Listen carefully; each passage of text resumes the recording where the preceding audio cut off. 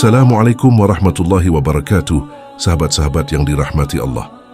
Di kesempatan yang berbahagia ini, marilah kita panjatkan puji syukur kehadirat Allah Subhanahu wa Ta'ala atas segala nikmat yang tak terhingga.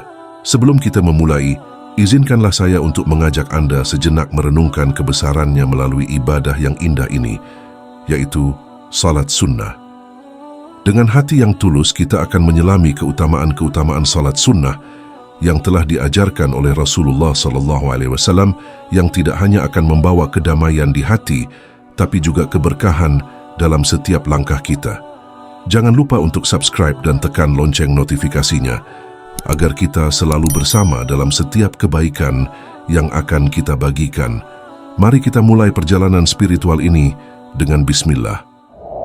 Di segmen ini kita akan mulai dengan membahas salat sunnah tahajud, salat yang dikerjakan di sepertiga malam terakhir.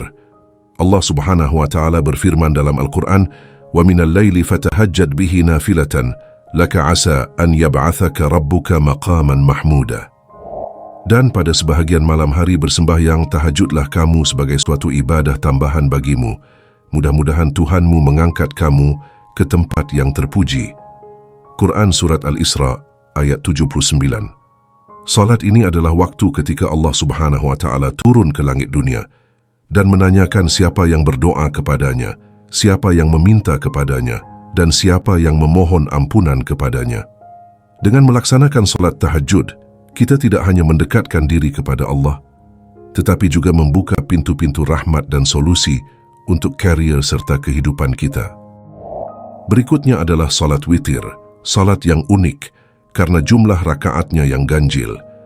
Rasulullah SAW bersabda, "Ij'alu akhir salatikum minal lalili witran." Jadikanlah akhir salat malam kalian adalah salat witir. Hadis riwayat Bukhari dan Muslim. Salat ini merupakan penutup ibadah kita di malam hari dan memiliki keistimewaan tersendiri dalam Islam. Dengan khusyuk berdoa dalam salat witir, kita memohon kepada Allah agar doa-doa kita dikabulkan. Yang ketiga adalah salat duha, salat yang dikerjakan setelah matahari terbit hingga menjelang waktu zuhur. Nabi Muhammad SAW bersabda, "Pada setiap persendian kalian harus dikeluarkan sedekahnya setiap pagi. Semua itu dapat terpenuhi dengan salat 2 rakaat yang dilakukan di waktu duha." Hadis riwayat Muslim. Salat ini adalah ekspresi syukur kita atas nikmat yang Allah berikan setiap harinya. Dengan rutin melaksanakan salat duha, kita memohon pengampunan dosa dan memudahkan rezeki. Yang keempat adalah salat qabliyah dan ba'diyah zuhur. Ada keutamaan luar biasa ketika kita melaksanakan amalan salat sunnah sebelum zuhur dan setelahnya, yakni amalan 4 rakaat sebelum zuhur dan 4 rakaat sesudah zuhur, yang apabila diamalkan, maka Allah Subhanahu wa Ta'ala mengharamkan neraka baginya.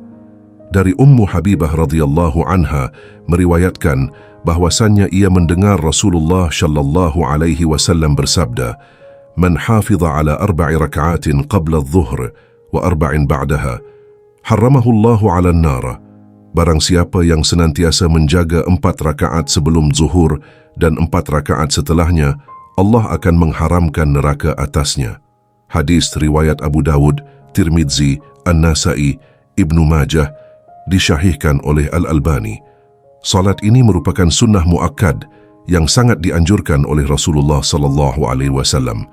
Dengan melaksanakan salat ini, kita menambah kebaikan dan pahala di siang hari kita.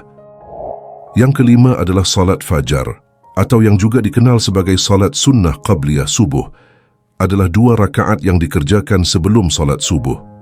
Rasulullah SAW bersabda, "Wa anha 'anil Nabi sallallahu alaihi wasallam qala, rak'atal fajri khairun minad dunya wa ma fiha." Rawahu Muslimun. Dari Aisyah radhiyallahu anha, ia menyatakan, 2 rakaat salat sunnah fajar lebih baik daripada dunia dan seisinya. Hadis riwayat Muslim. Salat ini memiliki keutamaan yang sangat besar.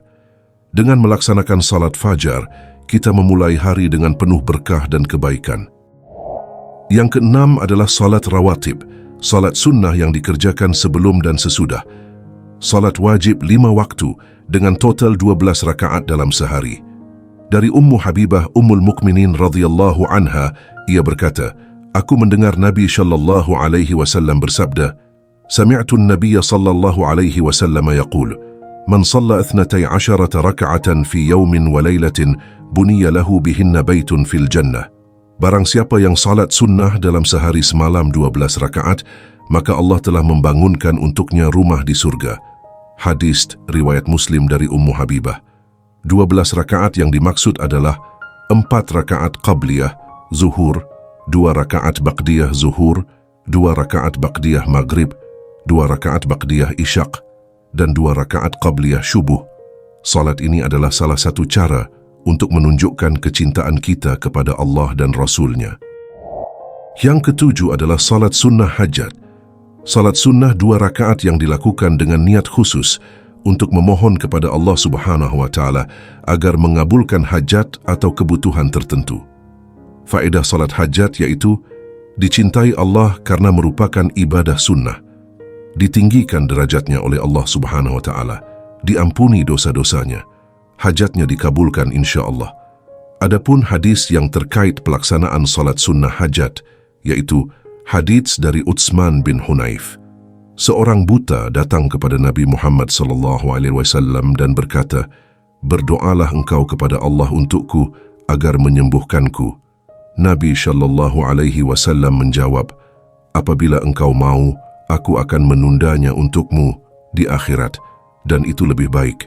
Namun, apabila engkau mau, aku akan mendoakanmu.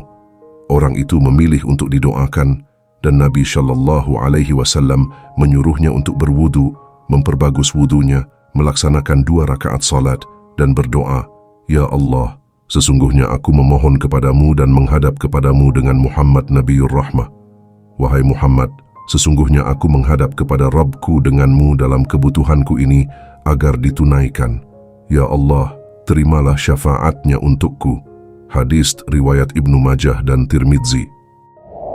Sahabat-sahabat yang dirahmati Allah, kita telah bersama-sama menyelami keindahan dan keutamaan dari salat sunnah yang telah diajarkan oleh Rasulullah SAW.